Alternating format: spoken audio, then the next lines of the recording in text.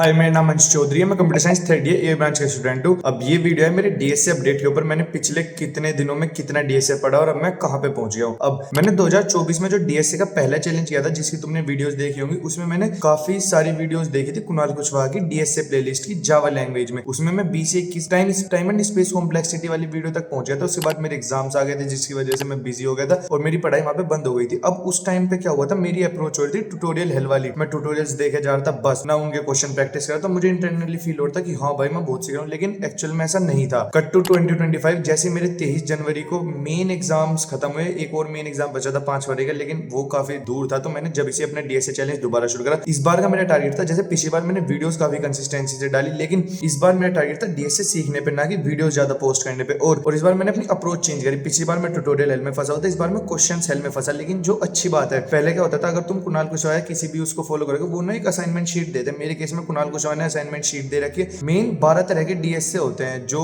हमें actual interviews में काम आते हैं, और उनमें से भी 10 या 8 ऐसे होते हैं जो छोटी मोटी इन द सेंस फांग के मुकाबले में छोटी कंपनी टीसीएस वगैरह में ज्यादा यूज होते हैं। 8 से 10 ऐसे होते हैं, टोटल 12 होते हैं। तो उस हिसाब से क्या है ना, उन डाटा स्ट्रक्चर्स को हमें सीखना होता है। वो ऐसे होते हैं एरे, टी, ग्राफ, ये सब अलग अलग तरह के डाटा स्ट्रक्चर है। अब इसमें जो सबसे पहला टॉपिक आता है किसी भी डाटा स्ट्रक्चर का, वो होता है एरे। मैं लैंग्वेज की बात नहीं कर रहा, मैं ओवरऑल डाटा स्ट्रक्चर की बात कर रहा हूँ। एरे का क्या सीन था, जब मैंने लास्ट टाइम किया तो जो वीडियो में क्वेश्चन कराए गए थे, कुणाल कुशवाहा ने कराए थे, मैं वो तक अच्छे से नहीं समझ पा रहा था। इसलिए इस बार मैं क्या कर रहा हूँ, जो वीडियोस देखे जा रहा था उन सबके असाइनमेंट सोल्व कर रहा था। ऐसा आइडिया मेरे दोस्त का दिया हुआ था।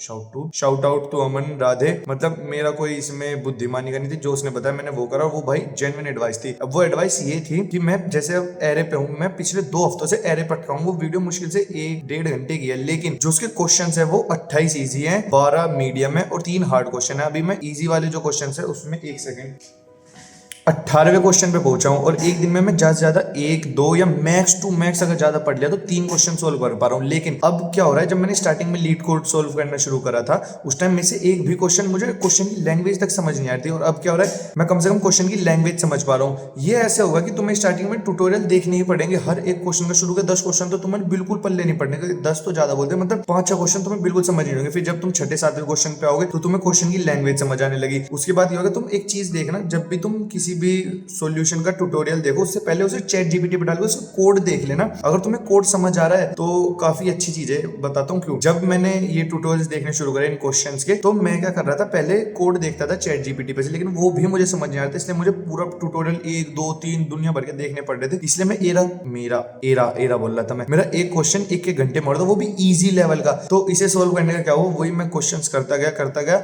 अब मुझे टाइम बहुत कम मिल रहा है। मेरा जो आसपास के दोस्त हैं जो डीएसए और दिन में 4-4 घंटे पढ़ रहे हैं, मैं 2 घंटे भी मैक्स अब तो पढ़ पा रहा हूँ, लेकिन उस टाइम नहीं पढ़ पा रहा था जब क्वेश्चन शुरू करे पिछले हफ्ते। तो मैं क्या कर रहा था, 2-3 तरह का ट्यूटोरियल देखता था, जब जाके एक क्वेश्चन समझ आता है। और अब भी मैंने कुछ क्वेश्चंस मार्क कर रखे हैं जो मुझे अच्छे से समझ नहीं। अभी मेरा प्लान ये है, मैं इजी लेवल के और मीडियम के सारे क्वेश्चन करके हार्ड के सिर्फ ट्यूटोरियल देखूंगा, फिर दोबारा इन क्वेश्चन को रिवाइज के तौर पे करता रहूंगा और आगे फर्दर अपने सिलेबस को कंटिन्यू रखूंगा। अब क्या हो रहा है, जैसे जो मैंने स्टार्टिंग के क्वेश्चन जब मैं कर रहा था उस टाइम बिल्कुल समझ नहीं आ रहा, अब मुझे धीरे धीरे मेरा प्रोग्रेस कुछ ऐसे हुआ कि मुझे क्वेश्चन की लैंग्वेज समझ आने लगी, और अब मैं इस लेवल पे पहुंचे हूँ। एक पिछले 18 क्वेश्चंस में से 3 क्वेश्चन मैंने अपने आप करे। टाइम कॉम्प्लेक्सिटी वर्स्ट थी, लेकिन भाई अपने आप जो करे ना, जब तुम अपने आप कोई भी क्वेश्चन सोल्व कर दोगे ना, जब तुम्हारा वो टेस्ट केस एक्सेप्टेड लिखा, भाई वो इतनी तगड़ी फील होगी, शायद इतनी तो तुम्हारी क्रश का सामने से मैसेज आने पे भी ना हो। एक और क्रश वाला जोक छोड़ो। तो अब ये अपडेट है कि मुझे चैट जीपीटी पे से कोड देख के समझ आ जाता है काफी सारे क्वेश्चन, जैसे ट्रांसपोज ओवर मैट्रिक्स। उसका जैसे मुझे याद आया कि वो एक्चुअल में कॉन्सेप्ट क्या था, मैंने वो क्वेश्चन अपने आप सोल्व कर लिया। उन 3 में से एक था। अभी मैं 18वें क्वेश्चन पे अटक रहा हूँ। मतलब मैंने सोचा एक डीएसए का अपडेट देना चाहिए। आज व्लॉग बनाने की सोची थी, नहीं बना पाया क्योंकि घर में पेंट चल रहा है। नेक्स्ट वीडियो सेटअप टूर होनी चाहिए या फिर व्लॉग, वो इस वीडियो के कमेंट में बता देना। काफी ज्यादा फंबल कर रहा हूँ, काफी दिन बाद वीडियो रिकॉर्ड कर रहा हूँ ना। और जैसे मैंने अपने डीएसए के नोट्स बनाए, अगर तुम्हें वो प्रॉपर डिटेल में वीडियो चाहिए वो बताना, वो बनाने में ज्यादा मजा आएगा। Thanks for watching, stay hard.